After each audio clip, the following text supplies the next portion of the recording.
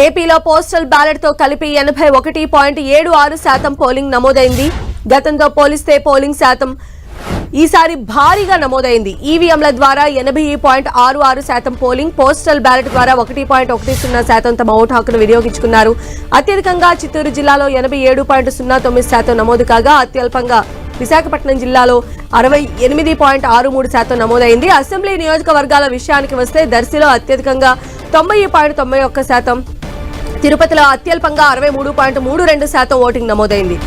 Parliament విషయానికి వస్తే అత్యధికంగా ఒంగోలు పార్లమెంటుకు 87.06%, అత్యల్పంగా విశాఖ పార్లమెంటుకు 71.11% ఓట్లు పోలయ్యాయి.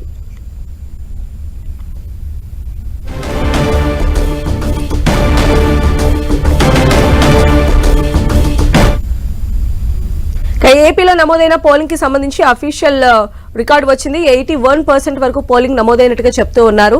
మరిన్ని అప్డేట్స్ కూడా తెలుసుకుందాం. మా ప్రతినిధి విజయ్ చంద్ర మనకు అందుబాటులో ఉన్నారు. విజయ్ చంద్ర,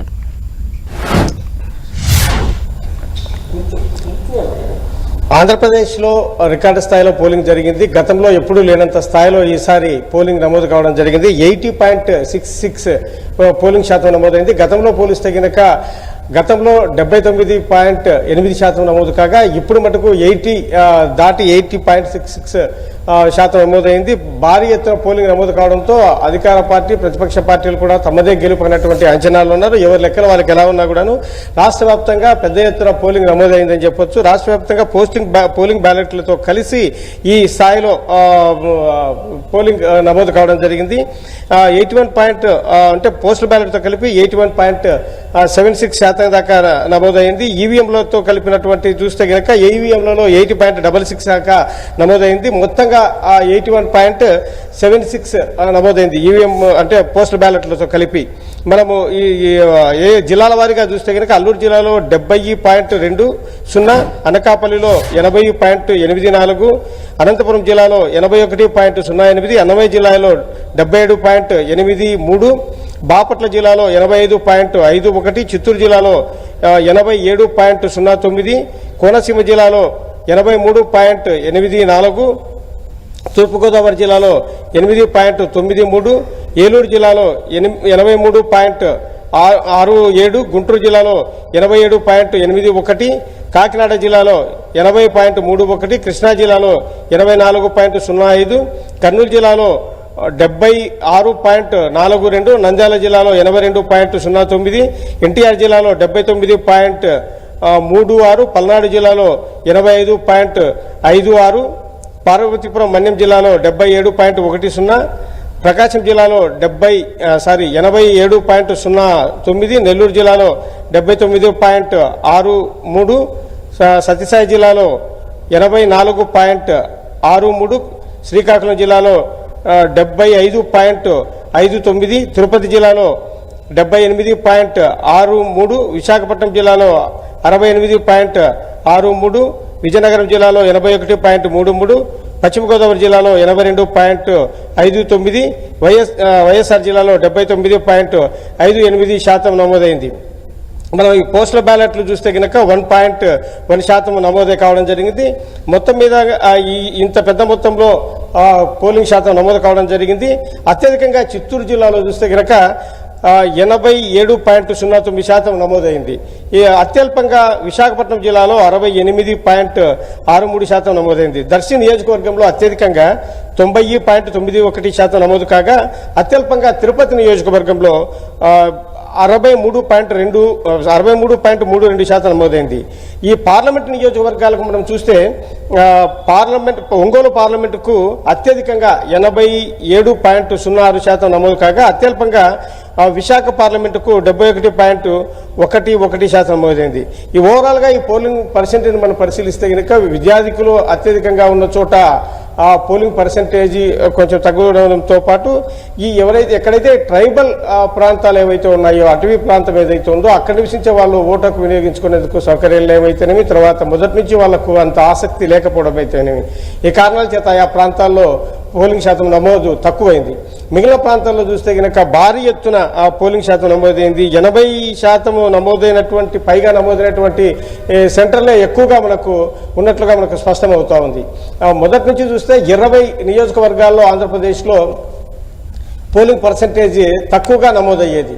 ప్రధానంగా ఈ ట్రైబల్ ఏరియాస్ ఎక్కడ ఉంటాయో అక్కడతో పాటు ఈ విశాఖపట్నం లాంటి సిటీస్లో అత్యధికంగా చదువుకున్న వాళ్ళు లేకుంటే ధనికులు ఉన్నటువంటి వాళ్ళు ఆ ప్రాంతాల్లో పోలింగ్ శాతం తక్కువగా ఉండేది. అయితే ఈసారి ఎన్నికల కమిషన్ దీని మీద ప్రధానంగా దృష్టి పెట్టడం జరిగింది. అక్కడ ఎక్కువ పోలింగ్ శాతం నమోదు చేసేందుకోసము ప్రయత్నం చేసింది. వారిని చైతన్యపరచడం అయితేనేమి, ఏవైతే కనుక ఫెసిలిటీస్ కల్పించాల్సిన అవసరం ఉందో ఆయా ప్రాంతాల్లో ఫెసిలిటీస్ కల్పించే ప్రయత్నం చేయడం అయితేనేమి చేసింది. ఈ నేపథ్యంలో కొంతమేరకు మెరుగ్గానే కనిపించిందని చెప్పొచ్చు. ఈ ఎలక్షన్ కమిషను టోటల్గా 82% పోలింగ్ నమోదయ్యేందుకు టార్గెట్గా పెట్టుకుని పనిచేయడం జరిగింది. అయితే 21.76% దాకా నమోదు కావడంతో ఎన్నికల కమిషన్ కూడా సంతృప్తి వ్యక్తం చేస్తుంది. అయితే విజయ్ చంద్రన్, ఇది పోస్టల్ బ్యాలెట్ తో యాడ్ చేసిన తర్వాత వచ్చిన ఫిగర్ గా చూడొచ్చు అంటారా? ఈవీఎంల ద్వారా 80.66% నమోదైంది. పోస్టల్ బ్యాలెట్ ద్వారా 1.10% పోలింగ్ నమోదైంది. మొత్తంగా కలిపితేనే ఇది 81.76% రావడం జరిగింది. మొదటి నుంచి కూడాను పోస్టల్ బ్యాలెట్లు కూడా చాలా స్పందన లభించిందని చెప్పొచ్చు. ఉద్యోగులు అందరూ, ఉపాధ్యాయులు అందరూ కూడాను చాలా ఉత్సాహంగా పోస్టల్ బ్యాలెట్ల ద్వారా తమ ఓటు హక్కును వినియోగించుకున్నారు. అయితే విజయ్ చంద్ర, మనం చూస్తే ఈ 4 phases జరిగాయి ఇప్పటి వరకు కూడా. అంటే దేశవ్యాప్తంగా మనం చూస్తే మిగతా 3 phases లో కూడా 60 to 70% ఈ శాతం అనేది నమోదైంది. ఇప్పుడు మనం చూసినట్లయితే ఏపీలోనే హైయెస్ట్ గా 80% ని టచ్ చేసినటువంటి పరిస్థితి కనిపిస్తుంది. సో ఎన్నికల సంఘం అనుకున్నటువంటి టార్గెట్ ను రీచ్ అయిందని భావించవచ్చా? ఖచ్చితంగా ఎన్నికల సంఘము 82% దాకా పోలింగ్ పర్సంటేజ్ తీసుకురావాలని చెప్పేసి ప్రయత్నం చేసింది. దాదాపుగా 82% వచ్చింది. దీంతో ఎన్నికల కమిషన్ కూడా సంతృప్తి వ్యక్తం చేస్తోంది. ఈ ఫేజ్లో దేశవ్యాప్తంగా జరిగినటువంటి పోలింగ్ పర్సంటేజ్తో పోలిస్తే కనుక, అంటే ఈ ఫేజ్లో ఆంధ్రప్రదేశ్ మటుకు మంచి దానికంటే కూడా ఎక్కువగా సాధించిందని చెప్పొచ్చు. ఈ నేపథ్యంలో మొత్తంగా ఆంధ్రప్రదేశ్లో మటుకు మంచి స్పందన లభించింది.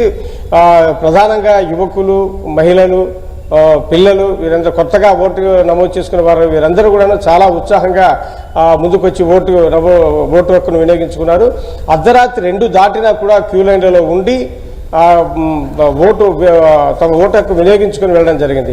ఆ కారణం చేత అయితేనేమి, తర్వాత వర్షం కారణంగా పలు చోట్ల పోలింగ్కి ఇబ్బంది కలగడము, కొన్ని చోట్ల గొడవల కారణంగా పోలింగ్ బూతుల మీద దాడులు చేయడము, అక్కడ ఘర్షణ వాతావరణం నెలకొనడము, ఒకరికొకరు దాడులు చేసుకోవడము, ఈ హింసాత్మక ఘటన నేపథ్యంలో కొంతమంది గొడవలు మనకెందుకు అని చెప్పేసి ఓటర్లు భయభ్రాంతులకు గురై ఇళ్లకు వెళ్ళిపోవడం జరిగింది. ఆ తర్వాత వాళ్ళు నిదానంగా పోలింగ్ ముగిసే సమయానికి 6 గంటలకు క్యూ లైన్లో వచ్చి నిలబడడం అయితే ఈ రకరకాల కారణాల చేత పోలింగ్ అయితే కనుక పలు చోట్ల ఆలస్యంగా జరిగింది.